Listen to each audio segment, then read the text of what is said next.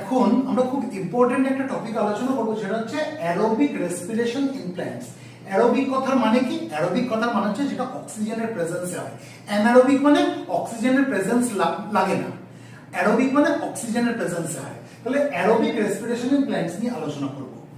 খুব সহজ করে বলতে গেলে আমরা কি জানি যে সাইটোসলের মধ্যে কি হয়? গ্লাইকোলাইসিস হয়। গ্লাইকোলাইসিস পদ্ধতিতে কি হয়? গ্লুকোজটা ভেঙে যায় কিসে? পাইরুভেটে ভেঙে যায়, তাই তো? তার মানে সেলের মধ্যে যে সাইটোসল থাকে সেই সাইটোসলে কি হচ্ছে? গ্লাইকোলাইসিস হচ্ছে। গ্লাইকোলাইসিসে কি হয়? Glucose is broken down into pyruvate. আমরা জিনিসটাকে না আননেসেসারি কমপ্লিকেট করব না। আমি যদি এনসিইআরটি তে যাই, এনসিইআরটি তে ভাষাটা কেমন করে লেখা রয়েছে? Glycolytic catabolism of carbohydrate takes place resulting in the formation of pyruvate. তাহলে আমরা কি বুঝলাম? যে সাইটোসলের মধ্যে কি হয়? গ্লাইকোলাইসিস বলে একটা পদ্ধতি হয়, একটা প্রসেস হয়। এই গ্লাইকোলাইসিস প্রসেসে কি হয়? গ্লুকোজটা ভেঙে গিয়ে পাইরুভেট তৈরি করে। তাহলে সাইটোসলের মধ্যে কি পেলাম আমরা? পাইরুভেট পেলাম। এই পাইরুভেটটা কি হবে? মাইটোকন্ড্রিয়াল ম্যাট্রিক্সের মধ্যে ট্রান্সপোর্টেড হয়ে যাবে। এই পাইরুভেটটা কোথায় চলে যাবে? মাইটোকন্ড্রিয়ার যে ম্যাট্রিক্স তার মধ্যে চলে যাবে। সাইটোসল থেকে মাইটোকন্ড্রিয়াল ম্যাট্রিক্সের মধ্যে পাইরুভেটটা ট্রান্সপোর্টেড হয়ে গেল। এবার এর পরের যে স্টেজগুলো রয়েছে অ্যারোবিক রেসপিরেশনে, এর পরের স্টেজগুলো আমরা প্রত্যেকটা দেখবো কার মধ্যে হবে? মাইটোকন্ড্রিয়ার মধ্যে হবে, ঠিক আছে? Remaining stages of aerobic respiration tax place in mitochondria. First কি হবে? ফার্স্ট আমরা একটা প্রসেস দেখবো, একটা সাইক্লিক প্রসেস দেখবো, যেটাকে বলে ক্রেবস সাইকেল, বা সেটাকে আমরা টিসিএস সাইকেল বলতে পারি, বা সেটাকে আমরা সাইট্রিক অ্যাসিড সাইকেল বলতে পারি, ঠিক আছে? এটা প্রথমে আমরা দেখবো। তারপরে আমরা কি দেখবো? ইলেকট্রন ট্রান্সপোর্ট সিস্টেম পাবো, যেটা কোথায় হবে? যেটা হবে ইনার মাইটোকন্ড্রিয়াল মেমব্রেন, যেটা তার মধ্যে মাইটোকন্ড্রিয়ার দুটো মেমব্রেন আছে আমরা জানি, একটা বাইরের দিকের আউটার মেমব্রেন, একটা ভেতর দিকের ইনার মেমব্রেন। সেই ইনার মেমব্রেন যেটা, সেখানে আমরা দেখবো ইলেকট্রন ট্রান্সপোর্ট সিস্টেম, সেটা নেক্সট ধাপে। প্রথমে আমরা কি দেখবো? ক্রেবস সাইকেল বা টিসিএস সাইকেল। টিসিএস সাইকেলের পুরো কথা কি? Try carboxylic acid cycle. Try carboxylic acid cycle, TCS cycle. Krebs সাইকেলও যা, টিসিএস সাইকেলও তাই, সাইট্রিক অ্যাসিড সাইকেলও তাই। আমরা ডিটেইলসে পরে পড়বো। তাহলে প্রথমে কি দেখবো? ক্রেবস সাইকেল বা টিসিএস সাইকেল বা সাইট্রিক অ্যাসিড সাইকেল হচ্ছে, সেটা কোথায় হচ্ছে? সেটা মাইটোকন্ড্রিয়াল ম্যাট্রিক্সে হবে। তারপরে যেটা ইলেকট্রন ট্রান্সপোর্ট সিস্টেম, সেটা কোথায় হবে? সেটা ইনার মাইটোকন্ড্রিয়াল মেমব্রেনে হবে, ঠিক আছে? তাহলে প্রথমে আমরা ক্রেবস সাইকেল বা টিসিএস সাইকেল বা সাইট্রিক অ্যাসিড সাইকেল যাই বলি সেটা নিয়ে একটু আলোচনা করে নিই। তাহলে কি বলেছি? এই ক্রেবস সাইকেল বা ট্রাই কার্বক্সিলিক অ্যাসিড সাইকেল বা সাইট্রিক অ্যাসিড সাইকেল, এটা কোথায় হয়? মাইটোকন্ড্রিয়াল ম্যাট্রিক্সে হয়, অর্থাৎ মাইটোকন্ড্রিয়ার মধ্যে যে ম্যাট্রিক্স আছে সেখানে হয়। এখানে আমরা দেখব কি তৈরি হয়। এখানে NADH প্রোডিউস হবে মাইটোকন্ড্রিয়াল ম্যাট্রিক্সের মধ্যে। NADH, শুধু NADH না, আমরা পরে দেখব যে FADH2 ও তৈরি হবে। NADH তো তৈরি হবে, সঙ্গে FADH2 ও তৈরি হবে। কোথায় তৈরি হবে? মাইটোকন্ড্রিয়াল ম্যাট্রিক্সের মধ্যে তৈরি হবে। একদম লাস্টে গিয়ে দেখব। সেটাই আমি প্রথমে ব্রিফ করে দিলাম যে আলটিমেটলি কি হবে। ক্রেবস সাইকেল বলি বা ট্রাই কার্বক্সিলিক অ্যাসিড সাইকেল বলি বা সাইট্রিক অ্যাসিড সাইকেল বলি, এখানে আমরা কি দেখতে পাবো? এখানে NADH তৈরি হবে এবং FADH2 তৈরি হবে, ঠিক আছে? কোথায়? মাইটোকন্ড্রিয়াল ম্যাট্রিক্সের মধ্যে। তার মানে এই প্রসেসটা কোথায় চলে? এই সাইক্লিক প্রসেসটা কোথায় দেখবো আমরা? মাইটোকন্ড্রিয়াল ম্যাট্রিক্সের মধ্যে দেখবো। ফার্স্ট স্টেপে কি হয়? অ্যাসিটাইল কোএ বলে যে জিনিসটা থাকে, অ্যাসিটাইল কোএনজাইম এ বা অ্যাসিটাইল কোএ, এর একটা অ্যাসিটাইল গ্রুপ আছে আমরা জানি। এই অ্যাসিটাইল কোএর অ্যাসিটাইল গ্রুপ যেটা, সেটা কি হয়ে যায়? অক্সালো অ্যাসিটেটের সঙ্গে কম্বাইন হয়ে যায়। কি বললাম? অ্যাসিটাইল কোএ বা অ্যাসিটাইল কোএনজাইম এ, তার যে অ্যাসিটাইল গ্রুপ রয়েছে সেই অ্যাসিটাইল গ্রুপটা অক্সালো অ্যাসিটেটের সঙ্গে কম্বাইন হয়ে যায়। কার প্রেজেন্সে? ওয়াটারের প্রেজেন্সে, জলের প্রেজেন্সে, ঠিক আছে? দিয়ে কি তৈরি করে? সাইট্রেট তৈরি করে। সাইট্রেট তৈরি করে এবং তার সঙ্গে কোএনজাইম এ রিলিজ হয়ে যায়। কি জানলাম? আস্তে আস্তে যাচ্ছি, কমপ্লিকেটেড প্রসেস। অ্যাসিটাইল কোএ, ঠিক আছে? এই যে অ্যাসিটাইল কোএ, এখানে রিঅ্যাকশনটা লেখা রয়েছে। এই অ্যাসিটাইল কোএ বা অ্যাসিটাইল কোএনজাইমে এর একটা অ্যাসিটাইল গ্রুপ আছে। এই অ্যাসিটাইল কোএর অ্যাসিটাইল গ্রুপটা এই অক্সালো অ্যাসিটেটের সঙ্গে কি হয়ে যায়? কম্বাইন হয়ে যায়। কার প্রেজেন্সে? In presence of water. দিয়ে কি তৈরি হয়? আলটিমেটলি সাইট্রেট তৈরি হয় এবং তার সঙ্গে কোএনজাইম এটা রিলিজ হয়ে যায়। বুঝাতে পারলাম? তাহলে সাইট্রেট তৈরি হলো, আমরা দেখলাম। এর পরবর্তী আমরা দুখানা স্টেপ দেখব। এই দুটো স্টেপে আমরা কি দেখব? এই যে সাইট্রেট যেটা তৈরি হয়েছে, এই সাইট্রেটটা কিসে কনভার্ট হয়ে যাবে? দুটো স্টেপের মাধ্যমে আলফা কিটো গ্লুটারেট, যেটাকে শর্টে AKG বলা হয়, আলফা কিটো গ্লুটারেটে কনভার্ট হয়ে যাবে। তাহলে এই সাইট্রেটটা কিসে কনভার্ট হয়ে যাবে? আলফা কিটো গ্লুটারেটে। কটা স্টেপে হবে? দুটো স্টেপে হবে। প্রথম স্টেপ, স্টেপে কি দেখবো, এই যে সাইট্রেট যেটা তৈরি হয়েছে এই সাইট্রেটটা কিসে কনভার্ট হয়ে যাবে, আইসোসাইট্রেটে কনভার্ট হয়ে যাবে একটা এনজাইমের প্রেজেন্সে। এনজাইমটার নাম কি, অ্যাকোনিটেজ। এনজাইমটার নাম হচ্ছে অ্যাকোনিটেজ। এই অ্যাকোনিটেজ এনজাইমের প্রেজেন্সে এই সাইট্রেটটা কিসে কনভার্ট হয়ে গেল, আইসোসাইট্রেটে কনভার্ট হয়ে গেল। নেক্সট ধাপে আমরা কি দেখবো, এই যে আইসোসাইট্রেট যেটা তৈরি হলো এই আইসোসাইট্রেটটা কিসে কনভার্ট হয়ে গেছে, আলফা কিটো গ্লুটারেটে কনভার্ট হলো, আলফা কিটো গ্লুটারেট। তার মানে আমরা কি দেখলাম, যে এই দুটো সাকসেসিভ স্টেপ যেটা দেখছি ডিকার্বক্সিলেশনের দুটো সাকসেসিভ স্টেপ দেখছি, এখানে কি হচ্ছে, সাইট্রেটটা আলটিমেটলি কিসে কনভার্ট হয়ে যাচ্ছে, আলফা কিটো গ্লুটারেটে কনভার্ট হচ্ছে। এই অবধি বুঝলাম। এবার তারপরের স্টেপে কি হয়, এই যে আলফা কিটো গ্লুটারেট যেটা তৈরি হচ্ছে এটা কনভার্ট হয়ে যাবে সাকসিনিল কোয়েতে। এই যে আলফা কিটো গ্লুটারেট যেটা তৈরি হয়েছে এটা কিসে কনভার্ট হয়ে যাবে, এটা সাকসিনিল কোয়েতে কনভার্ট হয়ে যাবে। ঠিক আছে, এই যে সাকসিনিল কোয়ে যেটা তৈরি হলো এই সাকসিনিল কোয়েটা কি হয়ে যাবে, অক্সিডাইজ হয়ে যাবে কিসে, অক্সালো অ্যাসিটেট। এই যে অক্সালো অ্যাসিটেট আগে যেটা পেয়েছিলাম সেই অক্সালো অ্যাসিটেটটা আবার অক্সিডাইজ হয়ে যাবে। তার মানে কি হলো, এই অক্সালো অ্যাসিটেটটা আবার রিজেনারেটেড হলো, যার জন্য সাইকেলটা আবার কন্টিনিউ হতে লাগবে। এই যে সাকসিনিল কোয়েটা অক্সালো অ্যাসিটেটে যে অক্সিডাইজ হয়ে গেল এটা কিন্তু একটা স্টেপে হলো না, কয়েকটা স্টেপে হলো। সেই ব্রেকআপটা আমি বলছি। আমি যদি স্টেপগুলোকে ব্রেকআপ করি আমি কি দেখবো, এই সাকসিনিল কোয়ে কিসে কনভার্ট হলো, প্রথমে সাকসিনেটে কনভার্ট হলো এবং তার সঙ্গে একটা মলিকিউল অফ জিটিপি তৈরি হলো। এই যে জিটিপি যেটা তৈরি হলো এই জিটিপির মধ্যে ফসফেট গ্রুপ থাকে আমরা জানি। জিটিপি কি করবে, তার ফসফেট গ্রুপটাকে ট্রান্সফার করে দেবে, কাকে, এডিপি কে ট্রান্সফার করে দেবে। এই জিটিপি তার ফসফেট গ্রুপটাকে এডিপি কে ট্রান্সফার করে দেবে। আর যখন এই জিটিপি থেকে ফসফেট গ্রুপটা বেরিয়ে গেল তখন এই জিটিপিটা কিসে কনভার্ট হয়ে যাবে, জিডিপি তে কনভার্ট হয়ে যাবে। জিটিপির মধ্যে কি ছিল, ফসফেট গ্রুপ ছিল, জিটিপি কি করলো, ফসফেট গ্রুপটা এডিপি কে দিয়ে দিল। যেহেতু জিটিপি থেকে ফসফেট গ্রুপটা বেরিয়ে গেল তাই জিটিপিটা কিসে কনভার্ট হয়ে গেল, জিডিপি তে কনভার্ট হয়ে গেল। আর এডিপি যেটা ছিল এ তো ফসফেট গ্রুপটাকে গেইন করে নিল। এডিপি যখন ফসফেট গ্রুপটা পেয়ে গেল তখন এডিপি কিসে কনভার্ট হয়ে যাবে, এটিপি তে কনভার্ট হয়ে যাবে। তাহলে আমরা কি দেখলাম, জিটিপির সঙ্গে যখন এডিপি রিঅ্যাকশন করছে তখন জিডিপি আর এটিপি তৈরি হচ্ছে, কারণ জিটিপির মধ্যে কি আছে, ফসফেট গ্রুপ আছে। এই জিটিপি তার ফসফেট গ্রুপ কাকে দিয়ে দেবে, এডিপি কে দিয়ে দেবে। জিটিপি যখন তার ফসফেট গ্রুপটাকে ছেড়ে দিল তখন এই জিটিপি জিডিপি তে কনভার্ট হয়ে গেল। আর এই জিটিপির ফসফেট গ্রুপ কে নিয়ে নিল, এডিপি নিয়ে নিল। এডিপি যখন এই ফসফেট গ্রুপটা পেয়ে গেল এডিপি তখন কিসে কনভার্ট হয়ে গেল, এটিপি তে কনভার্ট হয়ে গেল। আর এই যে রিঅ্যাকশনটা এই রিঅ্যাকশনটা ক্যাটালাইজ কে করছে, এক ধরনের এনজাইম করছে যেটার নাম হচ্ছে nucleoside diphosphate kinase. Nucleoside diphosphate kinase নামক এনজাইম এই রিঅ্যাকশনটাকে ক্যাটালাইজ করছে।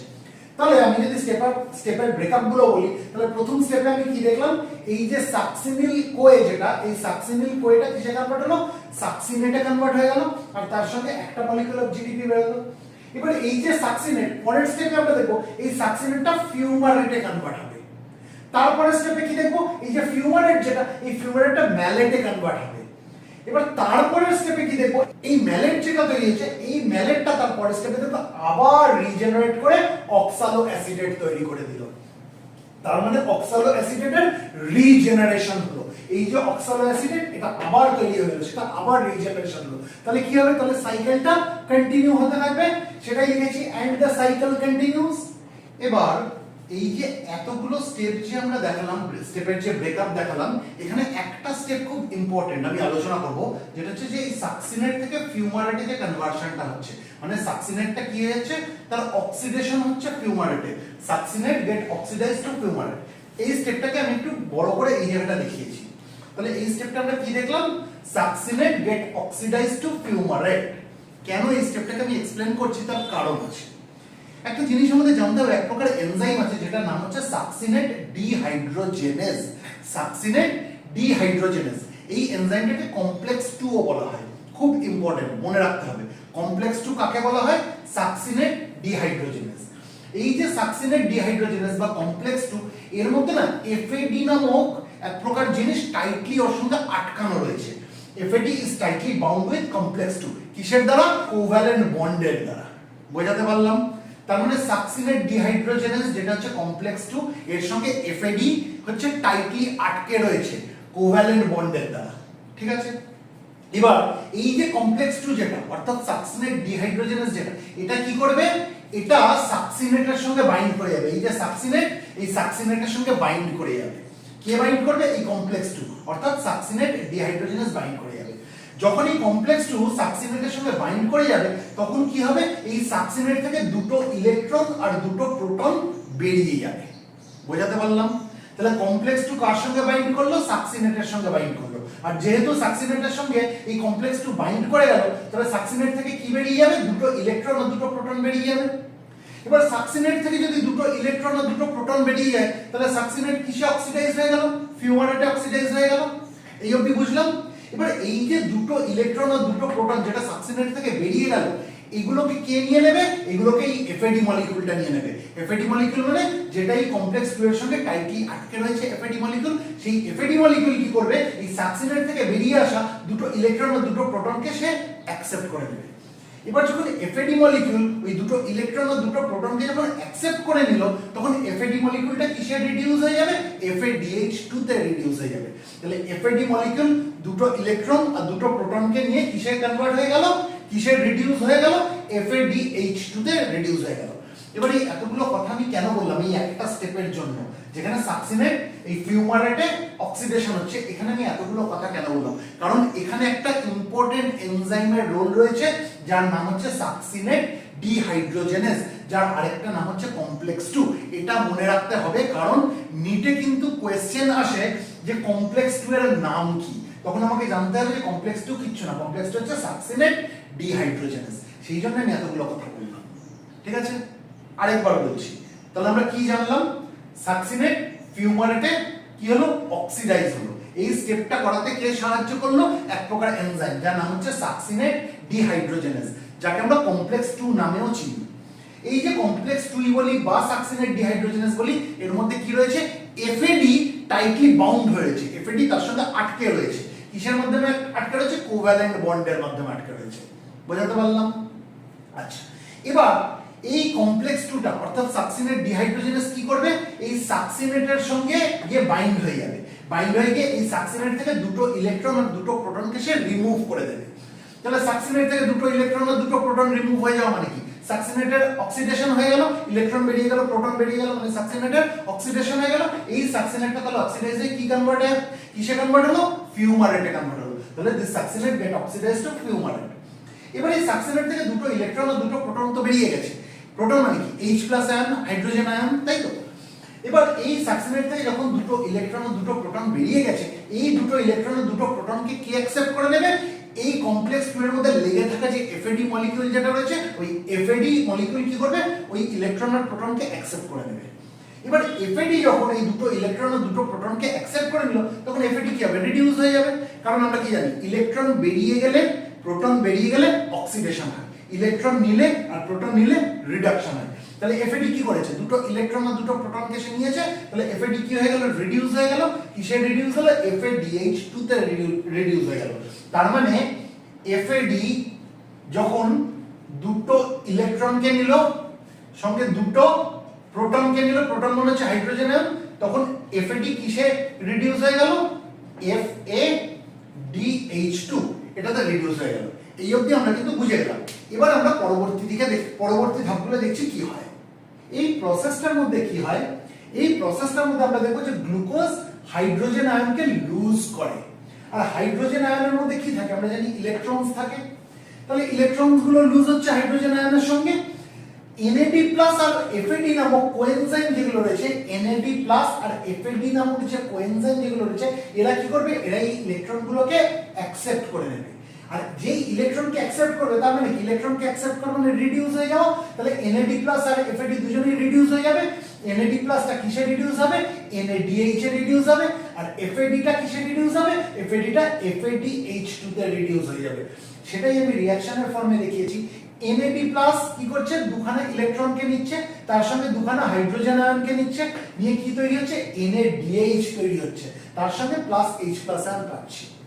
আবার FAD যেটা রয়েছে, FAD ও দুখানা ইলেকট্রন নিচ্ছে, তার সঙ্গে দুখানা হাইড্রোজেন আয়ন নিচ্ছে, নিয়ে কি তৈরি হচ্ছে?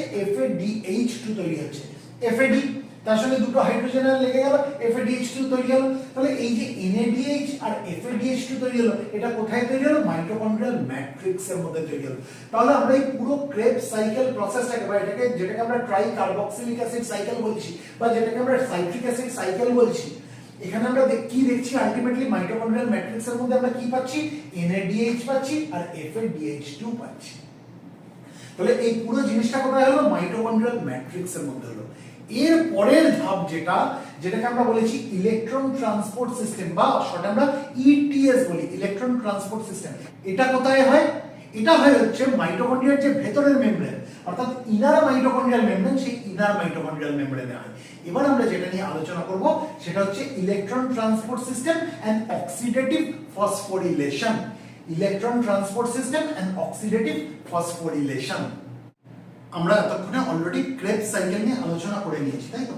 ক্রেবস সাইকেল বা আমরা সাইট্রিক অ্যাসিড সাইকেল যাই বলি, আমরা আলোচনা করে নিয়েছি। কারণ আমরা কি শিখেছিলাম?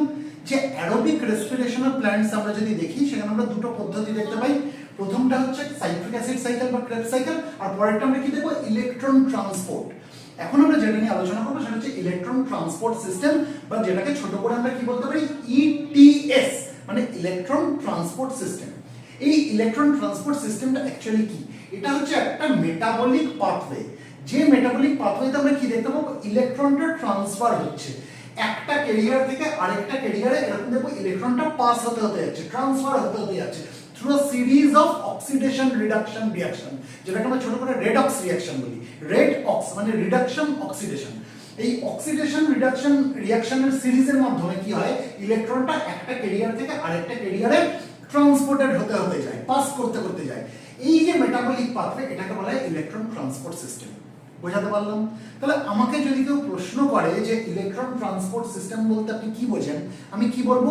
ইলেকট্রন ট্রান্সপোর্ট সিস্টেম হচ্ছে একটা মেটাবলিক পাথওয়ে, যে পাথওয়েতে ইলেকট্রন একটা ক্যারিয়ার থেকে আরেকটা ক্যারিয়ারে পাস করতে করতে যায় through a series of redox reactions. ঠিক আছে? এবার সাইট্রিক অ্যাসিড সাইকেলটা আমরা যখন পড়েছিলাম, আমরা কি দেখেছিলাম কোথায় হয়? সেটা হচ্ছে মাইটোকন্ড্রিয়াল ম্যাট্রিক্সে, অর্থাৎ মাইটোকন্ড্রিয়ার মধ্যে যে ম্যাট্রিক্স আছে সেখানে আমরা সাইট্রিক অ্যাসিড সাইকেল বা ক্রেবস সাইকেল যাই বলি সেটা আমরা দেখতে পাই। কিন্তু এই ইলেকট্রন ট্রান্সপোর্টটা কোন জায়গায় হয়? ইলেকট্রন ট্রান্সপোর্টটা কোথায় হয়? ইলেকট্রন ট্রান্সপোর্টটা হয় হচ্ছে ইনার মাইটোকন্ড্রিয়াল মেমব্রেনে। আমরা জানি মাইটোকন্ড্রিয়ার দুখানা মেমব্রেন, একটা বাইরের দিকের মেমব্রেন যেটা আউটার মাইটোকন্ড্রিয়াল মেমব্রেন, একটা ভেতরের দিকের মেমব্রেন যেটা ইনার মাইটোকন্ড্রিয়াল মেমব্রেন। এই ইনার মাইটোকন্ড্রিয়াল মেমব্রেনে আমরা দেখতে পাবো ইলেকট্রন ট্রান্সপোর্টটা হয়। ঠিক আছে? এবার এই ইলেকট্রন ট্রান্সপোর্ট সিস্টেমের মধ্যে আমরা কি দেখতে পাবো? আমরা দেখবো NADH, যেটা নাকি উৎপন্ন হয়েছিল সাইট্রিক অ্যাসিড সাইকেলে। সাইট্রিক অ্যাসিড সাইকেলে কি কি উৎপন্ন হয়েছিল? NADH আর FADH2 উৎপন্ন হয়েছে, আমরা একটু আগে পড়ে নিয়েছি, তাই তো? NADH আর FADH2 কখন প্রডিউস হয়েছিল? সাইট্রিক অ্যাসিড সাইকেলে। এবার এই ইলেকট্রন ট্রান্সপোর্ট সিস্টেম আমরা কি দেখবো? এই NADH আর FADH2 যেটা তৈরি হয়েছে, এরা অক্সিডাইজ হয়ে যাবে। অক্সিডাইজ হয়ে কি তৈরি করবে? ATP তৈরি করবে। ঠিক আছে? NADH এর অক্সিডেশনে কি উৎপন্ন হবে? ATP উৎপন্ন হবে। FADH2 এর অক্সিডেশনে কি উৎপন্ন হবে? ATP উৎপন্ন হবে। কিন্তু যখন একটা মলিকিউল অফ NADH অক্সিডাইজ হবে, তখন তিনটে মলিকিউল অফ ATP তৈরি হবে। আবার যখন একটা মলিকিউল অফ FADH2 অক্সিডাইজ হবে, তখন দুটো মলিকিউল অফ ATP উৎপন্ন হবে। বোঝাতে পারলাম? খুব ইম্পর্টেন্ট কিন্তু। One molecule of NADH gets when oxidized, it produces 3 molecules of ATP. Similarly, when one molecule of FADH2 gets oxidized, it produces 2 molecules of ATP. ঠিক আছে? এবার তাহলে আমরা স্টেপগুলো দেখি কি হয় এই ইলেকট্রন ট্রান্সপোর্ট সিস্টেমের। আমরা যেটা দেখবো সেটা হচ্ছে NADH, এই যে NADH যেটা সাইট্রিক অ্যাসিড সাইকেলে তৈরি হয়েছিল, এই NADH থেকে দুখানা ইলেকট্রন রিমুভ হয়ে যাবে। এবার ইলেকট্রন বেরিয়ে যাওয়া মানে কি? সেটার অক্সিডেশন হলো। তাহলে NADH থেকে যখন দুখানা ইলেকট্রন বেরিয়ে গেল, রিমুভ হয়ে গেল, তখন NADH এর অক্সিডেশন হলো, হয়ে NADH কিসে কনভার্ট হয়ে যাবে? NAD প্লাসে কনভার্ট হবে। তার মানে NADH gets oxidized to NAD plus. আর এটা করাতে কে সাহায্য করলো? এক প্রকার এনজাইম, যে এনজাইমটার নাম হচ্ছে NADH ডিহাইড্রোজেনেজ। নামটা মনে রাখতে হবে, NADH ডিহাইড্রোজেনেজ। একে বলা হয় কমপ্লেক্স 1। তাহলে আমাকে যদি কেউ প্রশ্ন করে যে কমপ্লেক্স 1 এর নাম কি, আমি কি বলবো? কমপ্লেক্স 1 এর নাম হচ্ছে NADH ডিহাইড্রোজেনেজ। এই কি করতে সাহায্য করে? NADH কে অক্সিডাইজ করে NAD+ তৈরি করাতে সাহায্য করে। কিভাবে? NADH থেকে দুখানা ইলেকট্রনকে রিমুভ করিয়ে দিয়ে। বোঝাতে পারলাম? এবার এই যে দুটো ইলেকট্রন রিমুভ হয়ে গেল, বেরিয়ে গেল NADH থেকে, এই ইলেকট্রনগুলো কোথায় ট্রান্সফার হয়ে যাবে? এই ইলেকট্রনগুলো ইউবিকুইননে ট্রান্সফার হবে। ইউবিকুইনন, যার আরেকটা নাম হচ্ছে কোএনজাইম কিউ। আমি ইউবিকুইনন বলি বা কোএনজাইম কিউ বলি, যেটা কোথায় প্রেজেন্ট থাকে? ইনার মাইটোকন্ড্রিয়াল মেমব্রেনে প্রেজেন্ট থাকে। ইনার মাইটোকন্ড্রিয়াল মেমব্রেনের মধ্যে যে ইউবিকুইনন বা কোএনজাইম কিউ প্রেজেন্ট থাকে, এরা কি করবে? এরা এই যে দুটো ইলেকট্রন যেটা NADH থেকে বেরিয়ে গেছিল সেটাকে সে অ্যাকসেপ্ট করে নেবে। বোঝাতে পারলাম? কি বুঝলাম তাহলে? ফার্স্ট ধাপ, NADH থেকে দুটো ইলেকট্রন বেরিয়ে গেল। কার প্রভাবে বেরিয়ে গেল? NADH ডিহাইড্রোজেনেজ নামক এনজাইমের প্রভাবে, যার আরেকটা নাম হচ্ছে কমপ্লেক্স 1। এর প্রভাবে NADH থেকে দুটো ইলেকট্রন বেরিয়ে গেল। তাহলে NADH টা অক্সিডাইজ হয়ে গেল। কিসে অক্সিডাইজ হয়ে গেল? NAD+। এবার NADH থেকে যে দুটো ইলেকট্রন বেরিয়ে গেল, এই দুটো ইলেকট্রন কোথায় ট্রান্সফার হয়ে যাবে? ইউবিকুইননে ট্রান্সফার হয়ে যাবে, অর্থাৎ যার আরেকটা নাম হচ্ছে কোএনজাইম কিউ। এখানে ট্রান্সফার হয়ে গেল। এই ইউবিকুইনন বা কোএনজাইম কিউ যাই বলি, এরা কোথায় থাকে? এরা থাকে হচ্ছে ইনার মাইটোকন্ড্রিয়াল মেমব্রেনের মধ্যে থাকে। তাহলে ওখানে কি হয়ে গেল? ওই ইনার মাইটোকন্ড্রিয়াল মেমব্রেনে যে ইউবিকুইনন বা কোএনজাইম কিউ যাই বলি যেটা রয়েছে, এরা কি করবে? এরা এই দুটো ইলেকট্রনকে অ্যাকসেপ্ট করে নেবে। এখানকার দুটো ইলেকট্রন ট্রান্সফার হয়ে ইউবিকুইননে চলে আসবে। বুঝাতে পারলাম? এর পাশাপাশি কি হবে? এই যে FADH2 যেটা তৈরি হয়েছিল সাইট্রিক অ্যাসিড সাইকেলে, আমরা বললাম না FADH2 তৈরি হয়েছে, সেই এই FADH2 কি করবে? এই ইউবিকুইননকে অর্থাৎ কোএনজাইম কিউকে সে দুটো ইলেকট্রন ও দুটো প্রোটন সাপ্লাই করবে। এই যে ইলেকট্রন আর প্রোটন, এগুলোকে বলে রিডিউসিং ইকুইভ্যালেন্ট, কারণ এর জন্য কি হচ্ছে? রিডাকশন করাতে সাহায্য করছে। বোঝাতে পারলাম? তাহলে FADH2 কি সাপ্লাই করে দিল? রিডিউসিং ইকুইভ্যালেন্ট সাপ্লাই করে দিল। দুটো ইলেকট্রন আর দুটো প্রোটন কাকে সাপ্লাই করলো? ইউবিকুইননকে অর্থাৎ কোএনজাইম কিউ কে সাপ্লাই করে দিল। এবার এই যে সাপ্লাইটা করলো FADH2 ইউবিকুইননকে, ইলেকট্রন যে সাপ্লাই করলো, এটা করাতে কে সাহায্য করলো? এখানেও আমরা দেখব এই সাকসিনেট ডিহাইড্রোজেনেজের প্রভাব, অর্থাৎ কমপ্লেক্স 2। এই কমপ্লেক্স 2 কিন্তু আমরা সাইট্রিক অ্যাসিড সাইকেল পড়ার সময় পেয়েছিলাম। সেখানে আমরা এই কমপ্লেক্স 2 এর রোল দেখেছিলাম, অর্থাৎ সাকসিনেট ডিহাইড্রোজেনেজের রোল দেখেছিলাম। আবার আমরা যখন ইলেকট্রন ট্রান্সপোর্ট সিস্টেম পড়ছি, এই ইলেকট্রন ট্রান্সপোর্ট সিস্টেমেও কিন্তু আমরা এই কমপ্লেক্স 2 এর প্রভাব দেখতে পাচ্ছি, অর্থাৎ সাকসিনেট ডিহাইড্রোজেনেজের প্রভাব দেখতে পাচ্ছি। এই সাকসিনেট ডিহাইড্রোজেনেজের আরেকটা নাম কমপ্লেক্স 2, এটা আমরা সাইট্রিক অ্যাসিড সাইকেল পড়ার সময় শিখে গেছিলাম। এ কি করে? এই FADH2 থেকে ইলেকট্রনকে রিমুভ করে ইউবিকুইননে ট্রান্সফার করতে সাহায্য করে। বোঝাতে পারলাম? তাহলে FADH2 থেকে যে ইলেকট্রনটা বেরিয়ে গেল, বেরিয়ে গিয়ে ইউবিকুইননে যে ট্রান্সফার হয়ে গেল, এটা করাতে সাহায্য করছে এই সাকসিনেট ডিহাইড্রোজেনেজ, যার আরেকটা নাম হচ্ছে কমপ্লেক্স 2। বোঝাতে পারলাম? আমি নামগুলো কেন বারবার বলছি, কারণ নিটে কিন্তু এরকম কোয়েশ্চেন আসে যে কমপ্লেক্স 2 এর নাম কি? সাকসিনেট ডিহাইড্রোজেনেজ, বা সাকসিনেট ডিহাইড্রোজেনেজকে কি বলা হয়? কমপ্লেক্স 2। সুতরাং এই নামগুলো আমাদের মনে রাখতে হবে। NADH dehydrogenase complex 1, succinate dehydrogenase complex 2, এই নামগুলো আমাদের মনে রাখতে হবে। যাই হোক, তাহলে আমরা কি দেখলাম? ধাপে ধাপে ধাপে একটু এগোই, খুব ফাস্ট যাব না। ক্রিটিক্যাল একটা কনসেপ্ট, যতটা সহজ করে বোঝানোর পারা যায় আমি চেষ্টা করছি। ফার্স্ট ধাপে কি দেখলাম? NADH থেকে দুটো ইলেকট্রন বেরিয়ে গেল। কে বের করতে সাহায্য করলো? কমপ্লেক্স 1 অর্থাৎ NADH ডিহাইড্রোজেনেজ। এবারে NADH থেকে দুটো ইলেকট্রন বেরিয়ে গেলে কি হবে? NADH টা NAD+ এ অক্সিডাইজ হয়ে যাবে। ইলেকট্রন বেরিয়ে যাওয়া মানে কি? এর অক্সিডেশন হচ্ছে। NADH টা NAD+ এ অক্সিডাইজ হয়ে গেল। এবার NADH থেকে এই যে দুটো ইলেকট্রন বেরিয়ে গেল, এই দুটো ইলেকট্রন কোথায় ট্রান্সফার হয়ে যাবে? এই দুটো ইলেকট্রন ইউবিকুইননে ট্রান্সফার হয়ে যাবে, অর্থাৎ কোএনজাইম কিউতে ট্রান্সফার হয়ে যাবে। ঠিক আছে? এই যে দুটো ইলেকট্রন যেটা NADH থেকে বেরিয়ে গেল, এটা কোথায় ট্রান্সফার হয়ে গেল? ইউবিকুইনন বা কোএনজাইম কিউতে ট্রান্সফার হয়ে গেল। এই ইউবিকুইনন বা কোএনজাইম কিউটা কোথায় থাকে? ইনার মাইটোকন্ড্রিয়াল মেমব্রেনে থাকে, সেখানে ট্রান্সফার হয়ে গেল। এবার FADH2 তৈরি হয়েছিল সাইট্রিক অ্যাসিড সাইকেলে, সেটা আমরা জানি। এই FADH2 কি করবে? কিছু রিডিউসিং ইকুইভ্যালেন্টকে সাপ্লাই করবে ইউবিকুইননকে। এই রিডিউসিং ইকুইভ্যালেন্ট গুলো কি কি?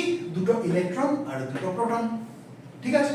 এবার এই যে FADH2 থেকে যে ইলেকট্রন যে সাপ্লাই হয়ে গেল ইউবিকুইননে, এটা কে করাতে সাহায্য করলো? কমপ্লেক্স 2 অর্থাৎ সাকসিনেট ডিহাইড্রোজেনেজ। এবার এই যে জিনিসটা হলো যে ইউবিকুইননের মধ্যে ইলেকট্রন এসে ঢুকলো, প্রোটন এসে ঢুকলো, আবার FADH2 থেকে রিডিউসিং ইকুইভ্যালেন্ট গুলো বেরিয়ে গেল, এটা জন্য রেজাল্টটা কি হলো, ইউবিকুইনন যখন ইলেকট্রন আর প্রোটন গুলোকে রিসিভ করলো, অর্থাৎ রিডিউসিং ইকুইভ্যালেন্ট গুলোকে যখন রিসিভ করলো, তখন ইউবিকুইনন অর্থাৎ কোএনজাইম কিউ কিসে রিডিউস হয়ে যাবে, ইউবিকুইনলে রিডিউস হয়ে যাবে। তার মানে ইউবিকুইনন গেটস রিডিউস টু ইউবিকুইনল। কেন রিডাকশনটা হলো, কারণ ইউবিকুইনন কি করেছে, ইলেকট্রন আর প্রোটন অর্থাৎ রিডিউসিং ইকুইভ্যালেন্ট গুলোকে সে অ্যাকসেপ্ট করে নিয়েছে, যার জন্য ইউবিকুইননটা রিডিউস হয়ে গেল কিসে, ইউবিকুইনলে। অপরদিকে FADH2 কি করেছে, সে রিডিউসিং ইকুইভ্যালেন্ট গুলোকে বার করে দিয়েছে, ছেড়ে দিয়েছে, রিমুভ করে দিয়েছে। তাহলে FADH2 যদি রিডিউসিং ইকুইভ্যালেন্ট গুলোকে ছেড়ে দেয়, বার করে দেয়, রিমুভ করে দেয়, তাহলে FADH2 এর কি হবে, অক্সিডেশন হবে। তখন এই FADH2 টা কিসে অক্সিডাইজ হয়ে গেল, FAD তে অক্সিডাইজ হয়ে গেল। ঠিক আছে, তার মানে oxidation of FADH2 tax place. কিসে অক্সিডাইজ হয়ে গেল, FAD তে অক্সিডাইজ হয়ে গেল। মানে আমি রিঅ্যাকশনটা এখানে লিখে দিয়েছি, FADH2 টা কিসে কনভার্ট হয়ে গেল, FAD তে কনভার্ট হয়ে গেল, প্লাস আমি কি পাবো, দুটো প্রোটনস পাবো, H+ এর মানে হাইড্রোজেন এর মানে কি প্রোটন, দুটো প্রোটন পাবো আর দুটো ইলেকট্রন পাবো।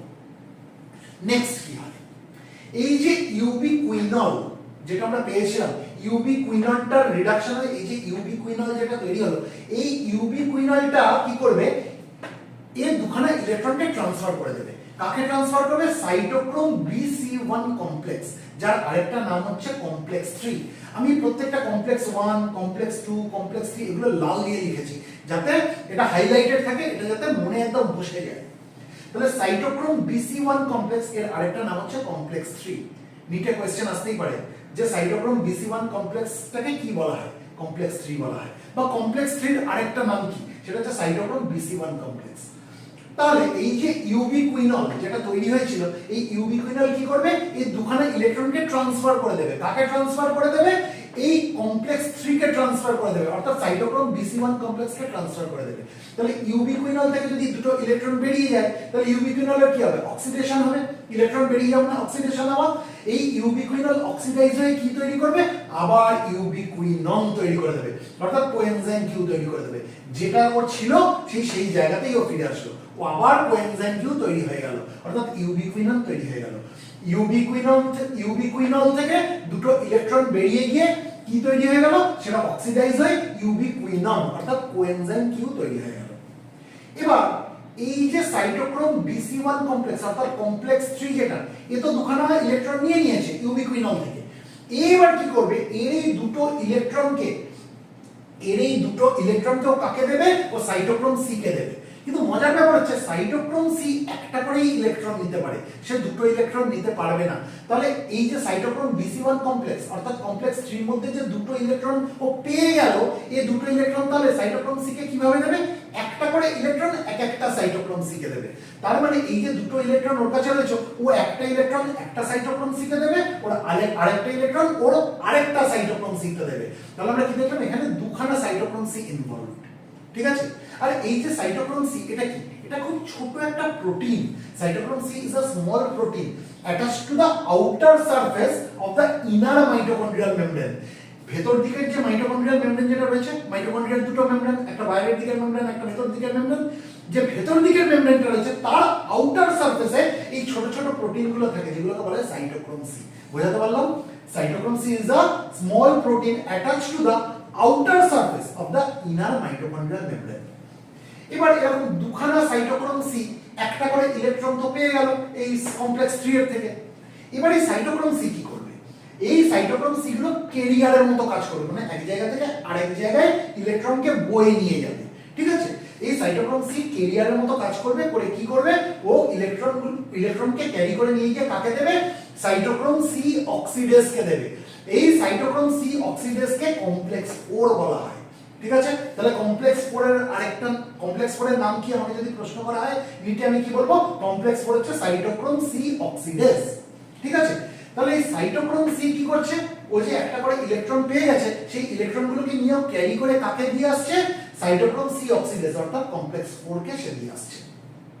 এবার যেই ইলেকট্রনগুলো পাস করতে লাগছে একটা ক্যারিয়ার থেকে আরেকটা ক্যারিয়ারে পাস করতে লাগছে, as electron pass from one carrier to another through complex 1 to complex 4, energy is released। আমরা দেখতে পাচ্ছি না এই কমপ্লেক্স 1 2 3 4 এর মাধ্যমে কি হচ্ছে, ইলেকট্রনগুলো একটা ক্যারিয়ার থেকে আরেকটা ক্যারিয়ারে এরকম করে পাস হতে লাগছে, আর যত ইলেকট্রন একটা ক্যারিয়ার থেকে আরেকটা ক্যারিয়ারে এরকম করে পাস হচ্ছে তত কি হচ্ছে, এনার্জি রিলিজ হচ্ছে। ঠিক আছে, এখানেই আমরা শিখে গেছিলাম যে এটা একটা মেটাবলিক পাথওয়ে। এখানে কি হয়, ইলেকট্রনটা পাস করে একটা ক্যারিয়ার থেকে আরেকটা ক্যারিয়ারে through a series of reduction oxidation reaction বা রেডক্স রিঅ্যাকশন, তাই তো? আচ্ছা, তাহলে কি হচ্ছে যে ইলেকট্রনগুলো একটা ক্যারিয়ার থেকে আরেকটা ক্যারিয়ারে পাস হচ্ছে through complex 1 to complex 4, complex 1 থেকে কমপ্লেক্স 4 এর মধ্যে মাধ্যমে আমরা কি দেখছি, ইলেকট্রন একটা ক্যারিয়ার থেকে আরেকটা ক্যারিয়ারে পাস হচ্ছে, আর যার জন্য এনার্জি রিলিজ হচ্ছে। এবারে এই এনার্জিটা কি কাজে লাগছে? The energy helps ATP synthase। এই ATP synthase হচ্ছে কমপ্লেক্স 5, কমপ্লেক্স 5 এর আরেকটা নাম কি, ATP synthase। এই এনার্জিটা এই কমপ্লেক্স 5 কে অর্থাৎ ATP synthase কে কি হেল্প করছে, ATP তৈরি করতে সাহায্য করছে। এই ATPটা কিসের থেকে ATP তৈরি হচ্ছে, এই ATPটা তৈরি হচ্ছে ADP আর ইনঅর্গানিক ফসফেট থেকে।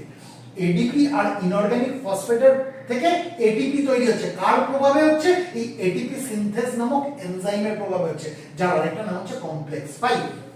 ঠিক আছে, এই প্রসেসটাকে বলা হয় oxidative phosphorylation.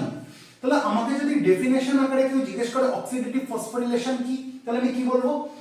In the electron transport system, as electron pass from one carrier to another through complex 1 to complex 5, energy is released. This energy helps ATP synthase to produce ATP from ADP and inorganic phosphate. This process is called oxidative phosphorylation. তার মানে আমরা কি বুঝলাম, এই oxidative ফসফোরিলেশনটা কি, এটা একটা process. এই প্রসেসটা আমরা কোথায় পাবো, ইলেকট্রন ট্রান্সপোর্ট সিস্টেমের মধ্যে পাবো।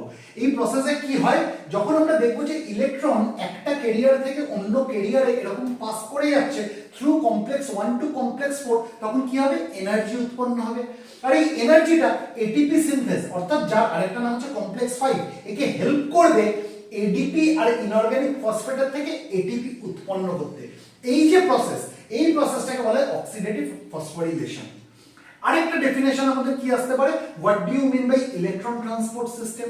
তাহলে ইলেকট্রন ট্রান্সপোর্ট সিস্টেমটা কি, ইলেকট্রন ট্রান্সপোর্ট সিস্টেম হচ্ছে একটা মেটাবলিক পাথওয়ে, যেখানে ইলেকট্রন কি হয়, একটা ক্যারিয়ার থেকে আরেকটা ক্যারিয়ারে এরকম করে পাস হতে লাগে through a series of redox reaction. তাহলে ইংরেজিতে বললে এটা আমরা কি বলবো, electron transport system is a metabolic pathway where electron passes from one carrier to another through a series of redox reaction। এই অবধি আমাদের কাছে বুঝে গেলাম। আচ্ছা, এবার এই যে প্রসেসটা হলো, আলটিমেটলি আমরা কি দেখলাম, এটিপি তৈরি হলো। তাহলে আমরা প্রথমেই আলোচনা করেছি একটা মলিকিউল অফ NADH যখন অক্সিডাইজ হয় তখন কটা এটিপি মলিকিউল তৈরি হয়, 3টে এটিপি মলিকিউল তৈরি হয়। আর যখন একটা মলিকিউল অফ FADH2 অক্সিডাইজ হয় তখন কটা এটিপি মলিকিউল তৈরি হয়, তখন দুটো এটিপি মলিকিউল তৈরি হয়। আমরা শিখে গেছি, কিন্তু এতক্ষণ অবধি আমরা বলছি এটাকে অ্যারোবিক রেসপিরেশন, তাই তো? কিন্তু এখানে আমরা অক্সিজেনের প্রভাবটা তো দেখতে পেলাম না। অ্যারোবিক মানে কি, it is related to oxygen. অক্সিজেনের যদি মানে অস্তিত্ব না থাকতো তাহলে সেটা অ্যানারোবিক হতো। তাহলে আমরা অ্যারোবিক কেন বলছি, এখন অবধি তো আমরা অক্সিজেন নিয়ে কথা বললাম না, তার মানে কি অক্সিজেন এর সঙ্গে রিলেটেড না? আছে, একদম টার্মিনাল স্টেজে গিয়ে আমরা অক্সিজেনের রোল দেখতে পাবো। The role of oxygen is limited to the terminal stage of the process. কারণ একদম শেষ প্রান্তে গিয়ে আমরা কি দেখবো, electrons are passed on to oxygen, ইলেকট্রনগুলো অক্সিজেনে পাস হয়ে যাবে, resulting in the formation of water, যাতে ওয়াটার তৈরি হতে পারে। তার মানে একদম টার্মিনাল স্টেজে গিয়ে আমরা কি দেখছি, এই যে ইলেকট্রনের যে গল্প এতক্ষণ আমরা দেখলাম যে পাস হতে হতে যাচ্ছে, আলটিমেটলি ইলেকট্রনগুলো কোথায় পাস হবে, অক্সিজেনে পাস হবে। আর অক্সিজেনে পাস হলে আলটিমেটলি কি তৈরি হবে, তার প্রভাবে ওয়াটার তৈরি হবে। বোঝাতে পারলাম? তাহলে এই পুরোটা কিন্তু আমাদের হচ্ছে অ্যারোবিক রেসপিরেশন ইন প্ল্যান্টস। ঠিক আছে, যার মধ্যে প্রথমটা আমরা কি পড়েছি, আমরা পড়েছি হচ্ছে সাইট্রিক অ্যাসিড সাইকেল, যেটা কোথায় হয়, মাইটোকন্ড্রিয়াল ম্যাট্রিক্সের মধ্যে হয়। আর এর পরের ধাপটা আমরা কি পড়লাম, যেটা হচ্ছে ইলেকট্রন ট্রান্সপোর্ট সিস্টেম পড়লাম। এই ইলেকট্রন ট্রান্সপোর্ট সিস্টেম, এই যে ইলেকট্রন ট্রান্সপোর্টটা হচ্ছে এটা কোথায় হয়, এটা হচ্ছে ইনার মাইটোকন্ড্রিয়াল মেমব্রেনে হয়। ঠিক আছে, এই জিনিসটা অনেকটা কমপ্লিকেটেড, যতটা সহজ করে বোঝানো যায় আমি সেটা বোঝালাম। এরপরে একটা ছোট্ট কনসেপ্ট আমি একটু দেব, মানে একটু ক্রিটিক্যাল, কিন্তু জিনিসটা একটু বুঝতে পারলে জিনিসটা সহজ হয়ে যাবে না, এই অবধি মনে রাখলেও হবে। এখানে আমরা শেষ করে দিয়েছি, একটা একটু কনসেপ্ট আমি একটু দেবো, যেটা নিয়ে আলোচনা করব, যেটা হচ্ছে এটিপি সিনথেস, অর্থাৎ যেটাকে আমরা কমপ্লেক্স 5 বলেছি। তার অ্যাকচুয়ালি কাজটা কি, কিভাবে এডিপি ইনঅর্গানিক ফসফেটের সঙ্গে কম্বাইন হয়ে এটিপি উৎপন্ন হয় এবং সেখানে এই কমপ্লেক্স 5 অর্থাৎ এটিপি সিনথেস এর রোলটা অ্যাকচুয়ালি কি। আমরা কি জানি যে ইলেকট্রনস যেটা NADH এবং FADH2 তে যে ইলেকট্রন যেগুলো ছাড়ে সেগুলো কি হয় কমপ্লেক্স 1 2 3 4 এরকম এদের দ্বারা পাস হতে হতে যায়, তাই তো। Electrons from NADH and FADH2 pass through complexes like complex 1 complex 2 complex 3 and complex 4 and finally reach oxygen. অক্সিজেনে ফাইনালি পৌঁছে আমরা জানি, কারণ জল তৈরি করার জন্য অক্সিজেনে ইলেকট্রনকে পৌঁছাতে লাগে, কিন্তু সেটা তো একদম টার্মিনাল স্টেজে গিয়ে আমরা একটু আগে আলোচনা করে নিয়েছি। কিন্তু তার আগে কি হয়, এই কমপ্লেক্স 1 কমপ্লেক্স 2 কমপ্লেক্স 3 এবং কমপ্লেক্স 4 এর মাধ্যমে NADH এবং FADH2 এর ইলেকট্রন কি করে, একটা ক্যারিয়ার থেকে আরেকটা ক্যারিয়ারে পাস করতে লাগে, তাই তো। একটা ক্যারিয়ার থেকে আরেকটা ক্যারিয়ারে পাস করতে লাগে। এবার যত ইলেকট্রন মুভ করে একটা ক্যারিয়ার থেকে আরেকটা ক্যারিয়ারে তত কি হয়, এনার্জি রিলিজ হয়, তত কি হয়, এনার্জি রিলিজ হয়। এই এনার্জিটা ইউজ করে কিছু কমপ্লেক্সেস, যেমন কমপ্লেক্স 1 কমপ্লেক্স 3 এবং কমপ্লেক্স 4। এই এনার্জিটাকে ইউজ করে কি করে, এরা হাইড্রোজেন আয়ন অর্থাৎ প্রোটনকে পাম্প করে পাঠিয়ে দেয় ম্যাট্রিক্সের ভেতর থেকে। দুখানা মেমব্রেন যে রয়েছে, মাইটোকন্ড্রিয়ার দুখানা মেমব্রেন আছে আমরা জানি, একটা ইন্টারনাল মেমব্রেন একটা আউটার মেমব্রেন, একটা ভেতর দিকের মেমব্রেন একটা বাইরের দিকের মেমব্রেন। এই দুটো মেমব্রেনের মাঝে যে স্পেসটা এটাকে বলে ইন্টার মেমব্রেন স্পেস। এই ইন্টার মেমব্রেন স্পেসে হাইড্রোজেন আয়নকে পাম্প করে পাঠিয়ে দেওয়া হয়, কোথা থেকে, ম্যাট্রিক্স থেকে ইন্টার মেমব্রেন স্পেসে। বুঝাতে পারলাম? তার মানে আমরা কি বুঝলাম, এই যে ইলেকট্রন যখন একটা ক্যারিয়ার থেকে আরেকটা ক্যারিয়ারে মুভ করতে করতে যায়, পাস করতে করতে যায়, তখন এনার্জি উৎপন্ন হয়। আর এই এনার্জিকে কাজে লাগায় হচ্ছে কমপ্লেক্স 1 কমপ্লেক্স 2 এবং কমপ্লেক্স 4। কাজে লাগিয়ে কি করে, তারা হাইড্রোজেন আয়নকে ম্যাট্রিক্সের ভেতর থেকে কোথায় পাঠিয়ে দেয়, ইন্টার মেমব্রেন স্পেসে। অর্থাৎ বাইরের দিকের মেমব্রেন আর ভেতর দিকের মেমব্রেন যেটা রয়েছে মাইটোকন্ড্রিয়া, তার ভেতরে যে স্পেসটা সেই ইন্টার মেমব্রেন স্পেসে পাঠিয়ে দেয়। এবার যত হাইড্রোজেন আয়ন এই ইন্টার মেমব্রেন স্পেসের মধ্যে যাবে তত কি হবে, ইন্টার মেমব্রেন স্পেসে হাইড্রোজেন আয়নের অ্যাকুমুলেশন হয়ে যাবে। এই ইন্টার মেমব্রেন স্পেসে হাইড্রোজেন আয়নের কনসেন্ট্রেশন অনেক বেড়ে যাবে ম্যাট্রিক্সের তুলনায়, তাই তো। যার জন্য এখানে একটা কি হবে, একটা কনসেন্ট্রেশন গ্রেডিয়েন্ট তৈরি হবে। কনসেন্ট্রেশন গ্রেডিয়েন্ট মানে ইন্টার মেমব্রেন স্পেসে হাইড্রোজেন আয়নের কনসেন্ট্রেশন বেশি, কিন্তু মাইটোকন্ড্রিয়াল ম্যাট্রিক্সে হাইড্রোজেন আয়নের কনসেন্ট্রেশন কম। এই যে একটা কনসেন্ট্রেশন গ্রেডিয়েন্ট তৈরি হলো, এর কারণে কি হবে, এই ইন্টার মেমব্রেন স্পেস থেকে হাইড্রোজেন আয়নগুলো আবার কোথায় চলে আসতে চাইবে, এই ম্যাট্রিক্সের মধ্যে চলে আসতে চাইবে, কিন্তু তারা আসতে পারবে না। কেন আসতে পারবে না, কারণ এই যে ভেতর দিকের যে মেমব্রেনটা যেটা রয়েছে, এই ভেতর দিকের মাইটোকন্ড্রিয়ার এই যে মেমব্রেনটা, এরা হাইড্রোজেন আয়নকে ম্যাট্রিক্সে আসতে দেবে না, এরা বাধা দেবে। কারণ এই inner mitochondrial membrane they are mostly impermeable to hydrogen ion. এই ইনার মাইটোকন্ড্রিয়াল মেমব্রেনটা mostly impermeable to hydrogen ion, মানে তারা হাইড্রোজেনকে এই ইন্টার মেমব্রেন স্পেস থেকে ম্যাট্রিক্সের মধ্যে ঢুকতে বাধা দেবে, আসতে বাধা দেবে। এবার কি হবে, এবার যাতে এই হাইড্রোজেন আয়নগুলো এই ইন্টার মেমব্রেন স্পেস থেকে ম্যাট্রিক্সের মধ্যে আসতে পারে, সেখানেই কাজ করবে হচ্ছে কমপ্লেক্স 5 অর্থাৎ এটিপি সিনথেস। কিভাবে কাজ করবে, এরা এই হাইড্রোজেন আয়ন যেটা ইন্টার মেমব্রেন স্পেসের মধ্যে রয়ে গেছে সেগুলোকে ম্যাট্রিক্সের মধ্যে আনতে সুবিধা করে দেবে। এবার কিভাবে সুবিধা করে দেবে, আমরা যদি কমপ্লেক্স 5 দেখি বা যার আরেকটা নাম হচ্ছে এটিপি সিনথেস দেখি, এরা কেমন হয়, এর আমরা দুখানা পোরশন দেখব, একটা হচ্ছে F0 পোরশন, একটা F1 পোরশন। এর দুখানা মেজর পার্ট আছে, একটা বলে F0 পোরশন, একটা F1 পোরশন। জিনিসটা কেমন হয়, জিনিসটা আমি এইভাবে একটু পিক্টোরিয়াল ভাবে চিন্তা করি। এর এই এটা হচ্ছে আমি ধরে নিলাম এটিপি সিনথেস বা কমপ্লেক্স 5, যেটা আমি কালো দিয়ে করলাম। এর এই প্রান্তটা হচ্ছে F0 পোরশন, এই প্রান্তটা হচ্ছে F0 পোরশন, যেটা নাকি ইনার মাইটোকন্ড্রিয়াল মেমব্রেনের মধ্যে এমবেডেড রয়েছে, গাঁথা রয়েছে। আর তার অপোজিট পোরশন যেটা F1 পোরশন, সেটা কোন দিকে রয়েছে, সেটা ম্যাট্রিক্সের দিকে প্রজেক্টেড রয়েছে। এই যে জিনিসটা, এই যে এটিপি সিনথেস যার F0 পোরশনটা ইনার মাইটোকন্ড্রিয়াল মেমব্রেনের মধ্যে এমবেডেড রয়েছে আর F1 পোরশনটা ম্যাট্রিক্সের দিকে প্রজেক্ট করে রয়েছে, এর মাধ্যমে কি হবে, এর মাধ্যমে হাইড্রোজেন আয়নগুলো অর্থাৎ প্রোটনগুলো কি হবে, ম্যাট্রিক্সের মধ্যে চলে আসবে। বোঝাতে পারলাম? আর যখন এই হাইড্রোজেন আয়নগুলো এই ইন্টারমেমব্রেন স্পেস থেকে ম্যাট্রিক্সের দিকে আসছে, যখন এখান দিয়ে এন্টার করছে, তখন কি হবে, এদের এই মুভমেন্টের কারণে এই এটিপি সিনথেসের মধ্যে একটা মানে মেকানিক্যালি কিছু রোটেশন হবে। দেয়ার মুভমেন্ট মানে এই H+ আয়নের মুভমেন্টগুলোর কারণে কি হবে, পার্টস অফ এটিপি সিনথেস মানে যেটাকে আমরা কমপ্লেক্স 5 বলছি, দে উইল রোটেট মেকানিক্যালি। তার মানে এর মধ্যে কিছু আমরা এই H+ আয়নের মুভমেন্টের জন্য এর মধ্যে আমরা কিছু চেঞ্জেস দেখব। কি চেঞ্জেস দেখব, এর কিছু পার্ট মেকানিক্যালি মুভ করে যাবে। আর এই রোটেশনাল এনার্জির জন্য কি হবে, এর এই যে F1 যে ক্যাটালাইটিক সাইটটা যেটা রয়েছে, এখানে কিছু চেঞ্জেস দেখা দেবে, এর শেপটা চেঞ্জেস হয়ে যাবে। This rotational energy changes the shape of the F1 catalytic site. এই রোটেশনাল এনার্জিটার জন্য কি হবে, এই F1 যে ক্যাটালাইটিক সাইটটা রয়েছে, এখানে এক প্রকার চেঞ্জেস হবে। আর এই চেঞ্জেসটার জন্যই কিন্তু অ্যাকচুয়ালি কি হবে, এডিপি ইনঅর্গানিক ফসফেটের সঙ্গে কম্বাইন হবে হয়ে এটিপি তৈরি করবে। বোঝাতে পারলাম? এই যে চেঞ্জেসটা হলো, এর কারণেই এডিপি ইনঅর্গানিক ফসফেটের সঙ্গে জুড়ে গিয়ে কি তৈরি করবে, এটিপি তৈরি করবে। আর এই প্রসেসটাকেই বলা হয় অক্সিডেটিভ ফসফোরিলেশন। এই প্রসেসটাকেই বলা হয় অক্সিডেটিভ ফসফোরিলেশন, যার আরেকটা নাম হচ্ছে কেমিঅসমোসিস। এই জিনিসটা একটু কমপ্লিকেটেড, তা আমি এটা না করলেও হবে আর কি, আমি আগেই বলে দিয়েছিলাম। তাও এই জিনিসটা জানা থাকলে একটু কনসেপ্টটা একটু বেশি ক্লিয়ার হবে। একটু সুবিধার জন্য আরেকবার বলে দিচ্ছি কি বুঝলাম আমরা, কি কাজ করে এটিপি সিনথেস, যার আরেকটা নাম হচ্ছে কমপ্লেক্স 5। আমরা দেখেছি যে NADH আর FADH2 কখন তৈরি হয়, ক্রেবস সাইকেল অর্থাৎ সাইট্রিক অ্যাসিড সাইকেলে তৈরি হয়। এরা কি করে, এরা ইলেকট্রনকে ডোনেট করে, তাই তো? তাহলে NADH আর FADH2 এর যে ইলেকট্রন যেগুলো রয়েছে, এগুলো কি হয়, একটার পর একটা এরকম ক্যারিয়ার, একটা ক্যারিয়ার থেকে আরেকটা ক্যারিয়ারে যায়, আরেকটা ক্যারিয়ারে যায়, এরকম একটা ক্যারিয়ার থেকে আরেকটা ক্যারিয়ারে এরকম ট্রান্সফার হতে লাগে, পাস করতে লাগে। আর সেটা করাতে কারা সাহায্য করে, কমপ্লেক্স 1, কমপ্লেক্স 2, কমপ্লেক্স 3 এবং কমপ্লেক্স 4। এবং ফাইনালি সেটা গিয়ে কোথায় পৌঁছায়, অক্সিজেনে পৌঁছায়, একদম টার্মিনাল স্টেজে গিয়ে অক্সিজেনে পৌঁছায়। তার আগে আমরা অক্সিজেনের রোল পাইনি।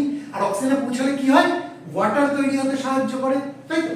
যাই হোক, এবার এই যখন ইলেকট্রনগুলো একটা ক্যারিয়ার থেকে আরেকটা ক্যারিয়ারে এরকম করে পাস করতে করতে যাচ্ছে, তখন এনার্জি উৎপন্ন হয়। আর এই এনার্জিটা কে কাজে লাগায়, কমপ্লেক্স 1, কমপ্লেক্স 3 এবং কমপ্লেক্স 4 কাজে লাগায়। কাজে লাগিয়ে কি করে, হাইড্রোজেন আয়নকে মাইটোকন্ড্রিয়াল ম্যাট্রিক্স থেকে ইন্টারমেমব্রেন স্পেসে পাঠিয়ে দেবে। তার মানে হাইড্রোজেন মাইটোকন্ড্রিয়াল ম্যাট্রিক্স থেকে ইন্টারমেমব্রেন স্পেসে চলে তো গেল, কিন্তু তার ফিরতে অসুবিধা হবে। কেন? কারণ মাইটোকন্ড্রিয়ার যে ভেতরের যে মেমব্রেনটা রয়েছে, ঠিক আছে, ইনার মাইটোকন্ড্রিয়াল মেমব্রেন যেটা রয়েছে, দে are mostly impermeable to hydrogen ion. তারা হাইড্রোজেন আয়নকে ফিরতে দেবে না ম্যাট্রিক্সে, ঠিক আছে? তাহলে হাইড্রোজেন আয়ন কোনোভাবেই রিএন্টার হতে পারবে না ম্যাট্রিক্সে, যদি না এই এটিপি সিনথেস এখানে কাজ করত, অর্থাৎ কমপ্লেক্স 5 কাজ করত। এটিপি সিনথেস বা যার আরেকটা নাম হচ্ছে কমপ্লেক্স 5, এরা কিন্তু এই হাইড্রোজেন আয়নগুলোকে ম্যাট্রিক্সে আসতে সাহায্য করে। কারণ এই ইন্টারমেমব্রেন স্পেসে কি হয়ে গেছে, হাইড্রোজেন আয়ন অর্থাৎ প্রোটনের কনসেন্ট্রেশন অনেক বেড়ে গেছে as compared to that of ম্যাট্রিক্সে কম আছে, তাই তো? মাইটোকন্ড্রিয়াল ম্যাট্রিক্সে হাইড্রোজেন আয়ন কম, কিন্তু ইন্টারমেমব্রেন স্পেসে হাইড্রোজেন আয়নের কনসেন্ট্রেশন অনেকটা বেশি। তাহলে হাইড্রোজেন আয়নগুলো এই ইন্টারমেমব্রেন স্পেস থেকে ম্যাট্রিক্সে আসতে হবে, কিন্তু আসতে পারছে না, কারণ এই ইনার মাইটোকন্ড্রিয়াল মেমব্রেন তাকে আসতে দিচ্ছে না। সেখানে হেল্প করবে হচ্ছে এটিপি সিনথেস বা কমপ্লেক্স 5। এটিপি সিনথেস বা কমপ্লেক্স 5টা কি রকম, অনেকটা এর দুখানে আমরা পোরশন দেখতে পাই। একটা পোরশন হচ্ছে F0 পোরশন, একটা পোরশন হচ্ছে F1 পোরশন। F0 পোরশনটা কোথায় এমবেডেড থাকে, এই ইনার মাইটোকন্ড্রিয়াল মেমব্রেন অর্থাৎ ভেতর দিকের মাইটোকন্ড্রিয়ার ভেতর দিকের যে মেমব্রেন সেখানে এমবেডেড থাকে। আর F1 পোরশনটা কোথায় থাকে, F1 পোরশনটা এই ম্যাট্রিক্সের দিকে প্রজেক্ট করে থাকে। এবার থ্রু দিস এটিপি সিনথেস এইখানে ইন্টারমেমব্রেন স্পেসে থাকা হাইড্রোজেন আয়নগুলো কি হবে, এর মাধ্যমে কোথায় চলে আসবে, ম্যাট্রিক্সে চলে আসবে। তার মানে এটিপি সিনথেস বরাবর ট্রাভেল করবে, করে ইন্টারমেমব্রেন স্পেস থেকে মাইটোকন্ড্রিয়াল ম্যাট্রিক্সের মধ্যে হাইড্রোজেন আয়নগুলো চলে আসবে। এই মুভমেন্টের ফলে কি হবে, parts of ATP synthase rotate mechanically, ঠিক আছে? এই এটিপি সিনথেসের কিছু অংশ মেকানিক্যালি রোটেট করে যাবে। আর এই যে রোটেশনাল এনার্জি যেটা তৈরি হচ্ছে, এর ফলে কি হবে, F1 ক্যাটালাইটিক সাইট যেটা রয়েছে, এর মধ্যে কিছু শেপে তার চেঞ্জেস আসবে। আর যেহেতু এর শেপে চেঞ্জেস আসবে, তার ফলে কি হবে, এডিপি ইনঅর্গানিক ফসফেটের সাথে কম্বাইন করে এটিপি উৎপন্ন করবে, ঠিক আছে? তাহলে এটিপি উৎপন্ন হলো কিভাবে আমরা বুঝে গেলাম। আর সেখানে এটিপি সিনথেস অর্থাৎ কমপ্লেক্স 5 এর কি রোল আমরা বুঝে গেলাম। এই যে প্রসেসটা, এই প্রসেসটাকে বলা হয় অক্সিডেটিভ ফসফোরিলেশন বা যার আরেকটা নাম হচ্ছে কেমিঅসমোসিস। তাহলে আমাদের কাছে কিন্তু অ্যারোবিক রেসপিরেশন অফ প্ল্যান্টস আমাদের কাছে কিন্তু পুরোটা ক্লিয়ার হয়ে গেল। যেখানে আমরা প্রথমে ক্রেবস সাইকেল বা সাইট্রিক অ্যাসিড সাইকেল নিয়ে আলোচনা করেছি, তারপরের পার্টে আমরা কি করলাম, আমরা ইলেকট্রন ট্রান্সপোর্ট সিস্টেম নিয়ে আলোচনা করলাম, ইটিএস, ইলেকট্রন ট্রান্সপোর্ট সিস্টেম। তাহলে এই দুটো প্রসেস আমরা যদি পুরোটা জেনে যাই, তাহলে আমাদের কাছে কিন্তু অ্যারোবিক রেসপিরেশন অফ প্ল্যান্টস পুরোটা ক্লিয়ার হয়ে গেল।